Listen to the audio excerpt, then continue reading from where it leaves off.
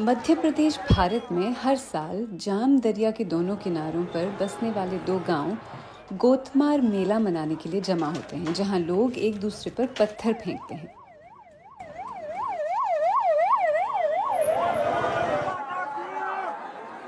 ये रस्म फसलों की कटाई के बाद मुनक्किद होती है और हर साल सैकड़ों अफराद जख्मी हो जाते हैं।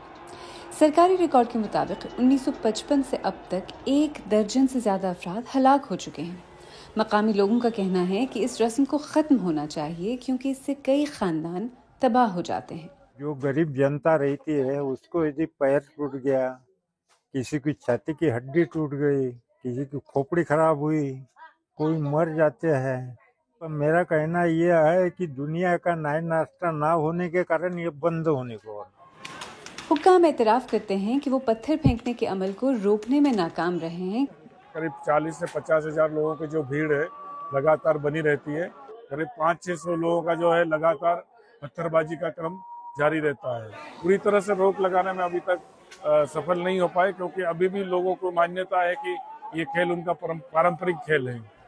हुक्काम ने यहाँ तक तजवीज़ दी कि पत्थरों की जगह प्लास्टिक की गेंदें इस्तेमाल की जाएं, मगर ये तजवीज़ भी किसी ने कबूल नहीं की।